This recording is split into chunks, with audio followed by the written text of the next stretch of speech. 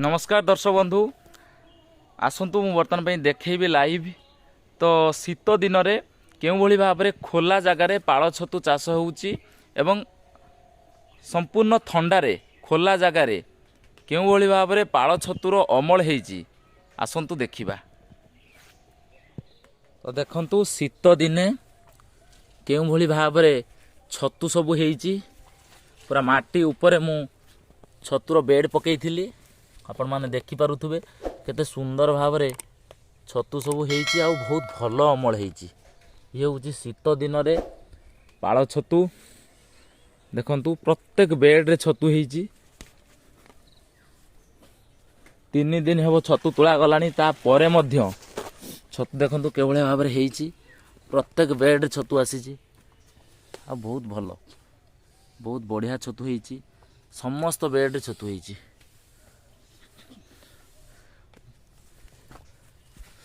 देखंतु गोटे गोटे बेड रे गोटे गोटे केजी बा केजी रु प्लस मध्य आपण माने को आश्चर्य लागिवो कि शीत दिन रे मध्य एभली भाव रे छतु हेउची। देखंतु कुहा जाए कि शीत दिन रे छतु हुए नाही बा शीत दिन छतु चाष हेई परिबो नाही किंतु आपण माने देखि पारुथुबे मैं आपण मानक देखौची संपूर्ण खोला जगार माटी ऊपर बेड पड़ी।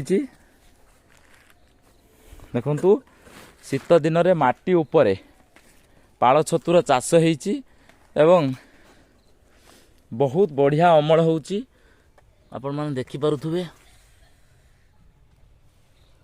जेउ गोटे गोटे जगार आसीची एकदम पेंथा पेंथा होइची एवं बहुत बड़ बड़ साइज रो छतु अछि।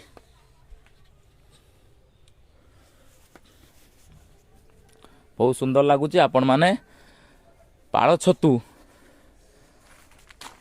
बंद न करी शीत दिन में पाल छतु चाष बंद न करी एभली भाव में करंतु बहुत लाभ होबो कहीं शीत दिन में छतुर रेट मध्य बहुत भल थाए। दुई साइड रे उभय साइड रे छतु आसुची देखंतु उभय साइड रे भीतर मध्य छतु आसुची जोठी गरम पाइला से जगह छतु आसुची। तेणुकरी शीत दिन में पाल छतु चाष लॉस नुह आपन जदि एई भली भाव में टिके तापमात्रा को एडजस्ट करि परिबे टिके ध्यान देबे छतु चाष प्रति तापमात्रा को एडजस्ट करिके आपण माने शीत दिन में पाल छतु चाष बहुत भल भाव में करि परिबे एवं बिना लाइट रे अनेक छतु चाष करुथिबा भाई भौणी माने शीत दिन में 100 वाट 200 वाट बल्ब व्यवहार कर छतु चाष करती फार्म को चारिपटे घोड़े देकी पॉलिथिन ले किंतु एई भली भाव में पूरा ओपन स्पेस रे खोला जगार पाल छतु चाष करि परिबे एवं बहुत अमल भल अमल मध्य आपण माने नहीं पारिबे। आपण मान को मु देखौथिली शीत दिन रे पाल छतुर अमल।